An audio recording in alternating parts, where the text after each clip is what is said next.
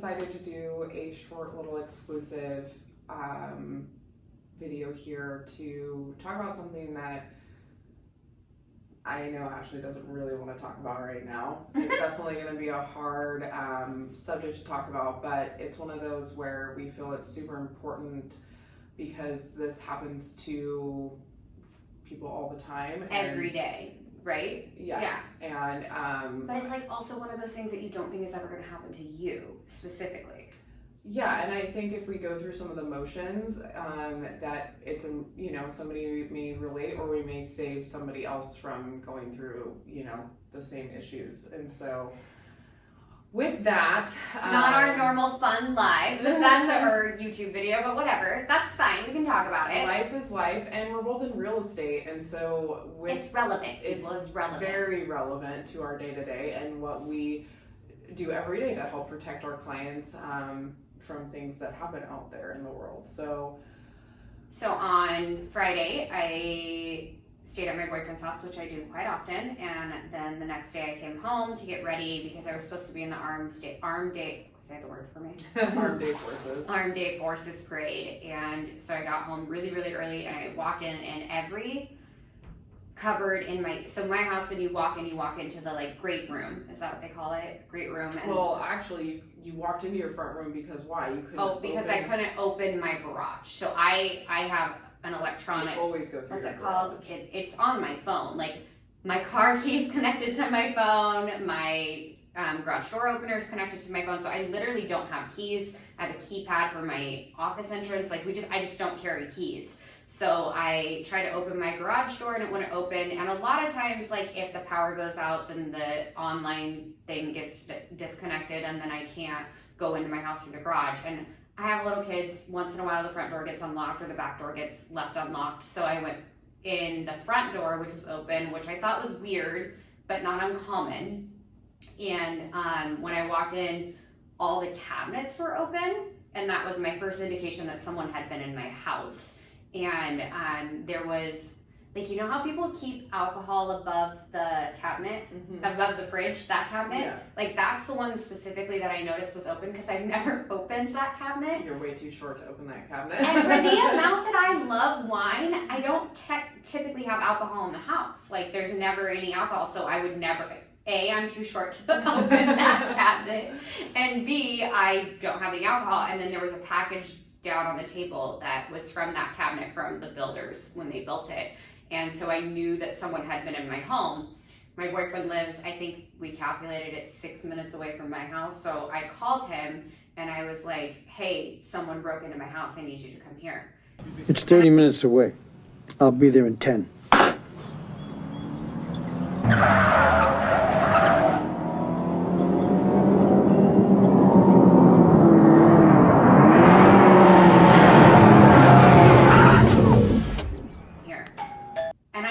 He said, I'll be right there. And I knew I had woken him up because he sleeps way longer than me and he was dead asleep. And he didn't have to walk in that parade, so he was still asleep. Dead asleep. And then you had to call the agent and tell her you couldn't. I was supposed to bring the car for the real estate team that I was walking in the parade with. So I feel like a complete piece of shit because now they're walking into the rain without a car.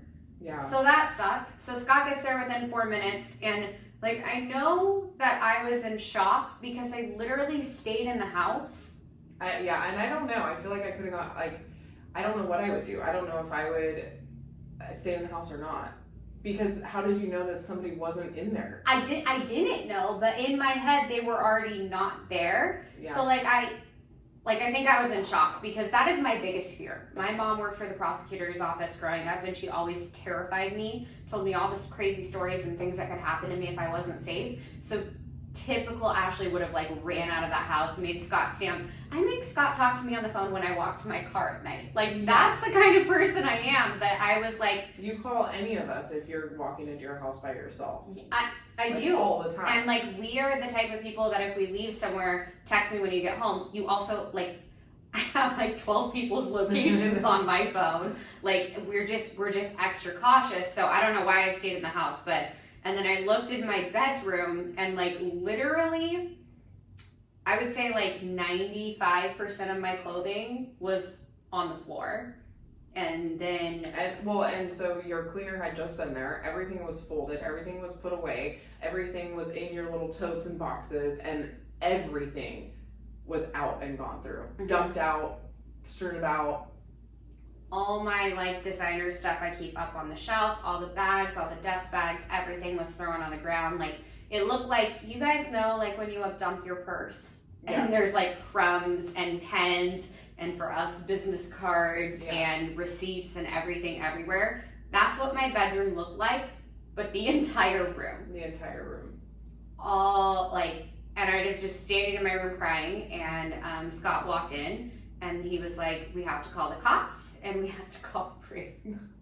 And I said, we can't call Bree because she's at Viking Fest, and we can't call her. You were supposed to be in a parade. I'm sitting at a booth. Yeah. We don't have time for this, people. Like, we are busy. We don't have time for this. But I will say it's like it's something that happens that you think would only ever happen to someone else and not you. And like, I still feel like extra violated. Like, there are things, like really big things that I noticed right away, like my purses and like a brand new pair of shoes that I really loved. A couple pairs of shoes actually, and just like the big things you would notice, but like it's the small things are so freaking irritating. Like this morning, Lila goes, Mom, I couldn't put conditioner in my hair because I couldn't find it, and I'm like, go and I look through the stuff, and the kids is Lila uses salon grade fucking conditioner, but like her conditioner's gone, and I'm like, what the heck? Like, they literally took the conditioner, they took my hair detangler, my hair dryer, both of my vacuums, like just the most inconvenient fucking things, and I'm like, what?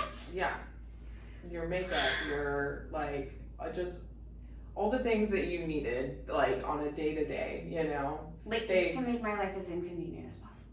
Yeah. Dumped out the kids' clothes closets, it just. So now you're in the middle of washing everything because you have no idea who and what has touched what.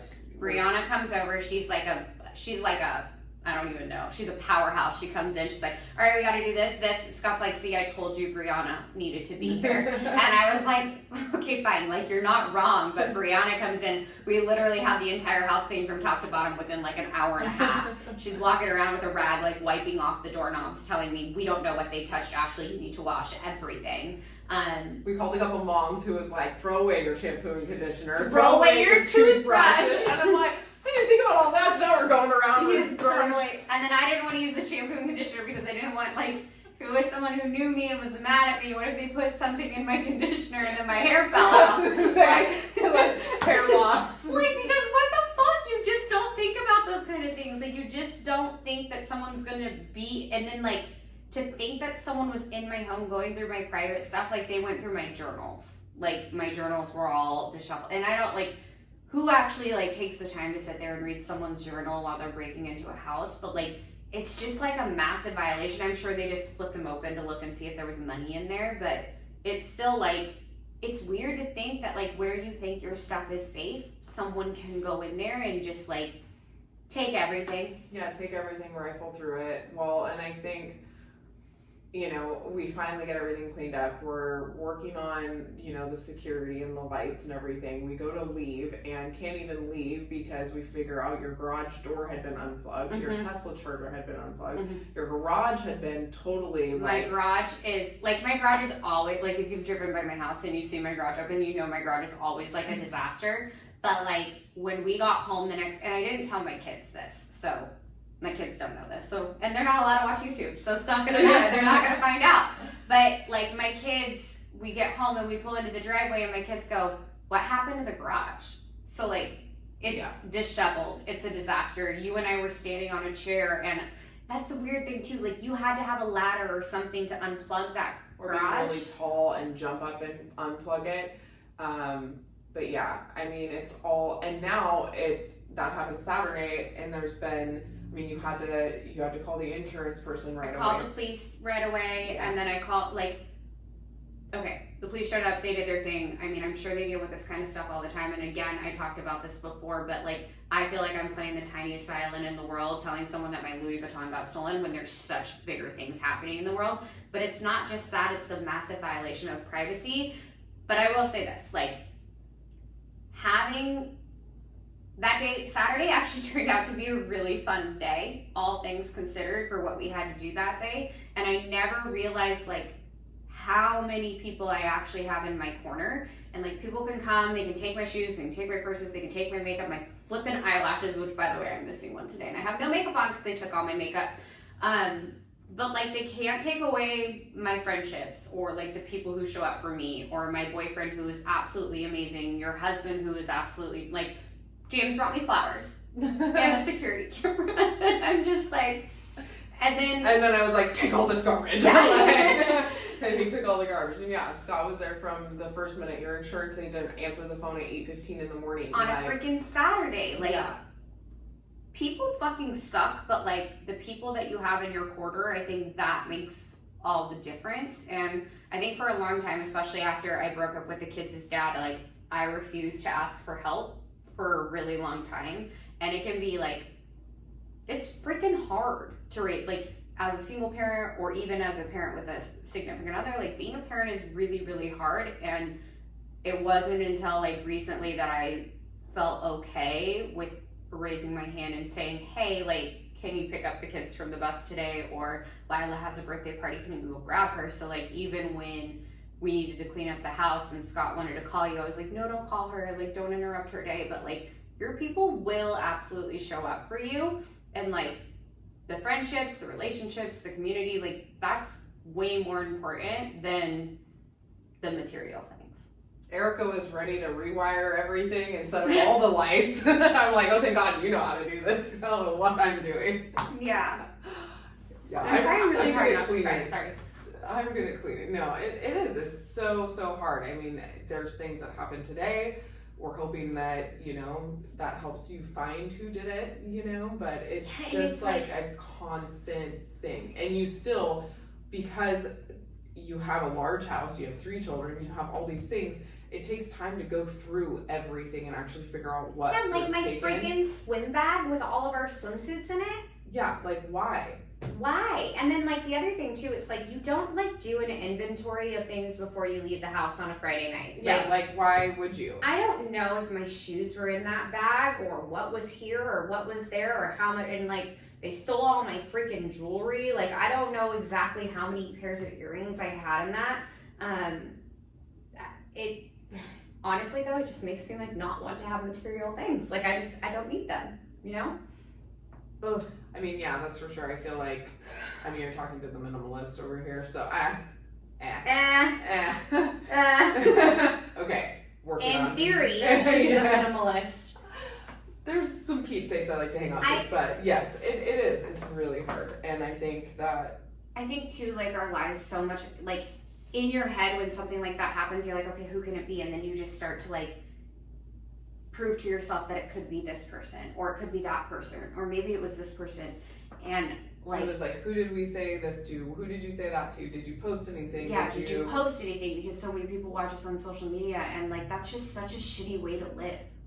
Yeah. Like, not trusting people. Yeah. Like, it's so shitty. So I really do hope that the cops find out whoever did it. Like, I don't know. And you may never recover. And I think that's the other hard part is like, you worrying, being a single mom with 3 children in the house, like, are they gonna come back? Because like I said, I'm just so thankful that none of you guys were hurt, that none of you guys were home, and that none of your home was actually damaged. Because you're right, like, the material things can be replaced. It sucks, it's a lot of money, but this is why you have home insurance, people. And like, get home insurance, but like, and I'm not condoning theft, but like, when people steal from like Target or the grocery store, I'm like, okay, but like, people don't understand. Like, I worked really, really freaking hard to get those things. Like, yes, some of the bigger things were gifts from Scott or, you know, people, whatever, but like,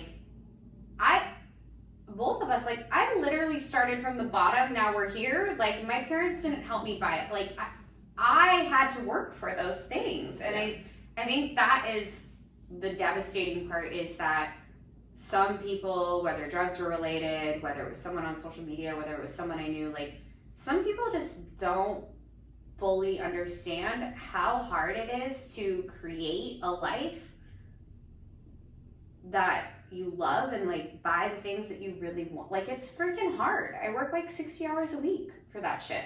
Like, well, and like we were saying, you're already hypersensitive about security and like being there. And I mean, this is an ongoing conversation. So it was like, we all knew when this happened, it was like, oh my God, this is not just going to be what happened today. This is going to be months down the road. You're still going to hear a noise and you're going to freak out, you know? And so it is so much more, and that's so hard. And that's what you can't like fix right away, you know?